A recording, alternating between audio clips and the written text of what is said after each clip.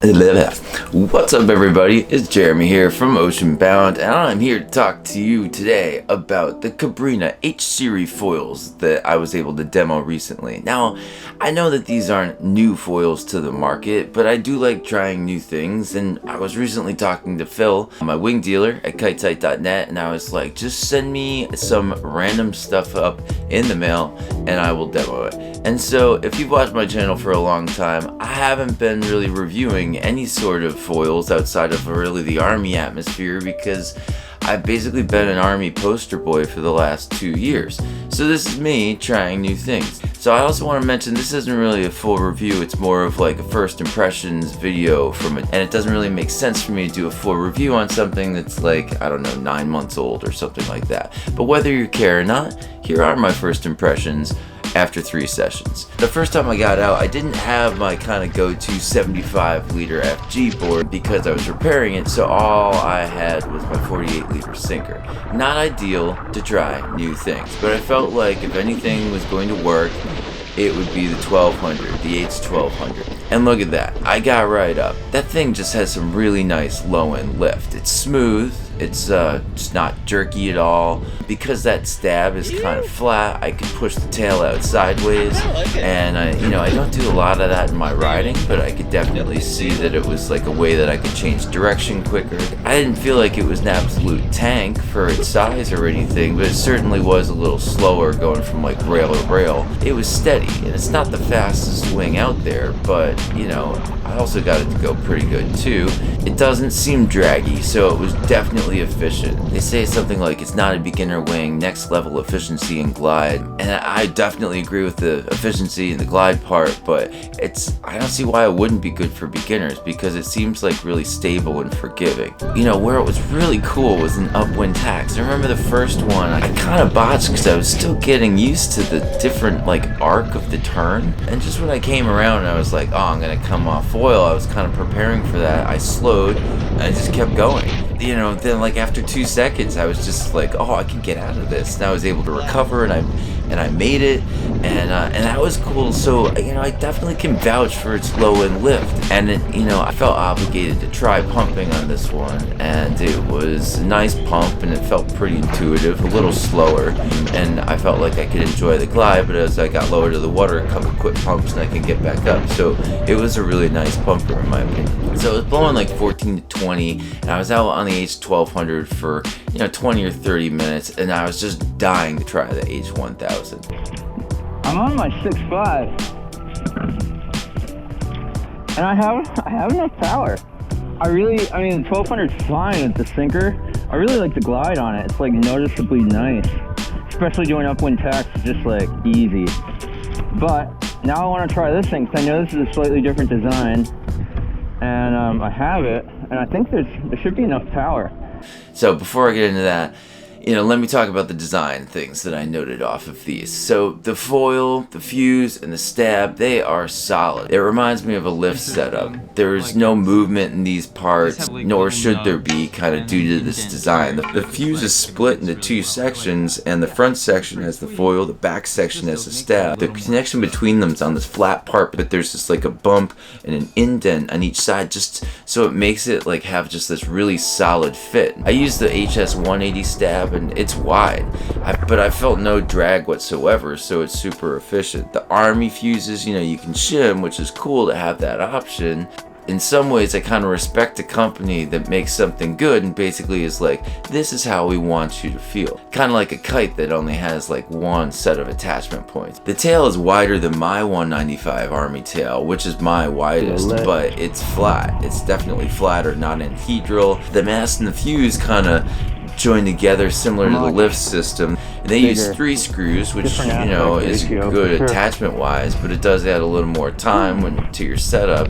It's been a while since I've dealt with non-Army foil stuff, and these screws were kind of greased a little bit by my wing dealer, and there were 3, and I couldn't really figure out a good way to handle all that stuff, attaching and removing without getting grease on me. I do feel like the system was a little annoying to switch between front foils because you have to take the whole foil off the mast with 3 screws, disconnect the stab, put the new foil on, reattach the stab.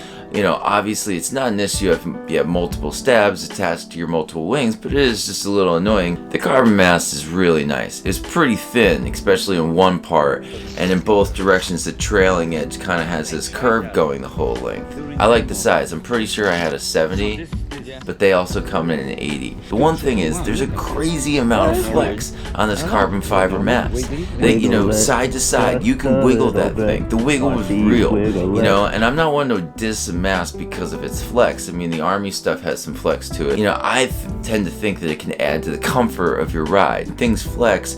People complain, I'm always the first one, you know, to say, you know, whether it's a mast or foil or whatever, you know, do you really think it negatively affects your riding? And if it does, you know, how? And most people just don't really know how to explain that. So that's where I'm getting at. It's like, does it really affect you? It tends to delay your input maybe a little bit, but it's more like driving a Caddy versus driving a Beamer. It's smooth, you know, it's smooth and cushy. And I like that. The carbon mast had a pretty frustrating way of attaching to the mast track and into the board. There were no like sideways access, like so you could slide your screws in. They just had holes. So you had to like line the bolt up with the hardware that was in the mast track below. My guess this is for strength or whatever. Leave a comment if there's any quicker way of doing that stuff. This is a good segue into the aluminum mast. The aluminum mast, which my wing dealer also provided. I haven't been on an aluminum mast ever with winging, and it's been probably over 5 years since I've been on one for kiting. So at least the mast track hardware and bolts can slide on from either end on this one, and I think that's the way that most foils are set up these days, or at least the same as my old aluminum masts were. I mean, the aluminum was heavy, which gave it stability. It pumped fine, although this one was about 15 centimeters longer than the carbon ones. It was also longer from front to back, which gave it noticeable drag when I was turning. Alright, so now to the H1000. Of the two, definitely my favorite. Faster, more agile, pumps different, but in a good way. Not the same glide, but it's still easy to recover. It still turns a little on the slow side for me, but it was still better than the H1200. I don't know why, but I immediately tried doing these like Air 180s when I got on it. I've never tried them before, so something about the way it felt inspired me to try them. I'm guessing it's just the way that it felt so solid.